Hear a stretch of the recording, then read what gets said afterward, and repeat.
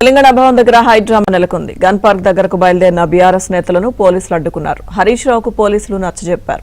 అయితే హరీష్ రావు వెనక్కు తగ్గకపోవడంతో పోలీసులు అదుపులోకి తీసుకున్నారు.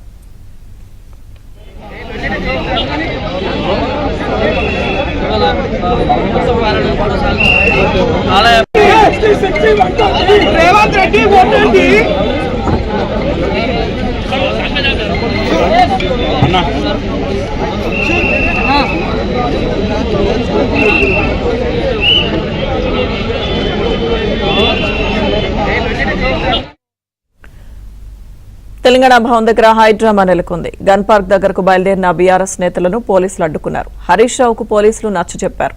అయితే హరీష్ రావు వెనక్కు తగ్గకపోవడంతో పోలీసులు అదుపులోకి తీసుకున్నారు.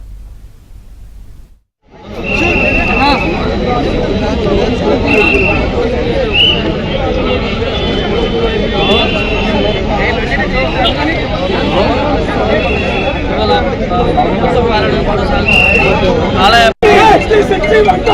రేవంత్ రెడ్డి ఓటండి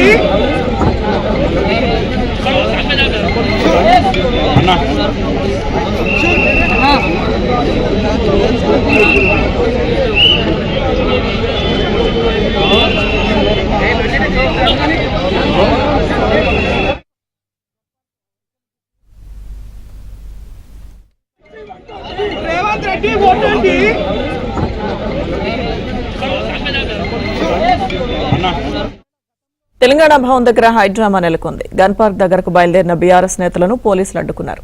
హరీష్ రావుకు పోలీసులు నచ్చజెప్పారు. అయితే హరీష్ రావు వెనక్కు తగ్గకపోవడంతో పోలీసులు అదుపులోకి తీసుకున్నారు.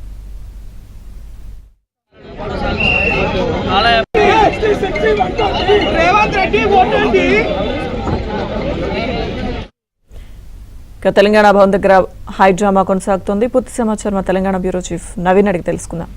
నవీన్, సో తెలంగాణ భవన్ దగ్గర బీఆర్ఎస్ పార్టీ ముఖ్య నేత, ఎల్పీ ఉపనేత, మాజీ మంత్రి హరీష్ రావును పోలీసులు అరెస్ట్ చేశారు. సో ఆయన్ని పోలీసు వాహనంలో తరలిస్తున్నారు.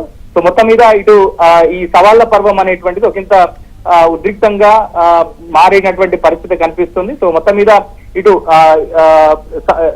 సంక్షేమ శాఖకు సంబంధించినటువంటి టెండర్ల అంశంలో దాదాపుగా 2,000 కోట్ల రూపాయల అవినీతి జరిగిందని చెప్పని హరీష్ రావు ఆరోపించిన తర్వాత ఆ శాఖకు సంబంధించినటువంటి మంత్రులు బహిరంగ సవాల్ విసిరారు. సో ఇవాళ గన్ పార్క్ లో తాము ఉదయం 9 గంటల నుంచి 11 గంటల వరకు ఉంటామని ఇటు హరీష్ రావు అలానే కేటీఆర్, సో ఎవరైనా అంటే మంత్రులు, మాజీ మంత్రులు గాని ప్రజాప్రతినిధులు గాని వచ్చి సో ఈ ఆధారాలను కనుక చూపిస్తే తాము ఖచ్చితంగా నిరూపిస్తే రాజీనామా చేస్తామని చెప్పని వాళ్ళు సవాళ్లు విసిరినటువంటి నేపథ్యంలో సో ఆర్ఎస్ ప్రవీణ్ కుమార్ తొలుత ఈ అంశం పట్ల ఆయన ఇవాళ ఒక ప్రెస్ మీట్ కూడా నిర్వహించేందుకు ఏర్పాట్లు చేసుకున్నారు సోమాజిగూడ ప్రెస్ క్లబ్ లో.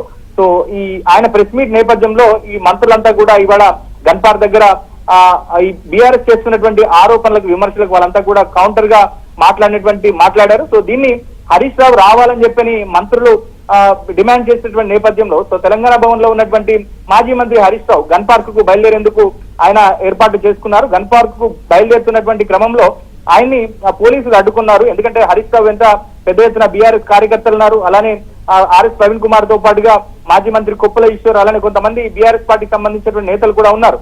సో గన్ పార్క్ దగ్గరికి వెళ్తే ఒకంత ఉద్రిక్తత ఏర్పడేటువంటి అవకాశం ఉన్నటువంటి నేపథ్యంలో సో ఆయన అక్కడే పోలీసులు అడ్డుకున్నారు. పోలీసులతో పెద్ద ఎత్తున వాగ్వాదం జరిగింది, తోపులాట కూడా జరిగింది.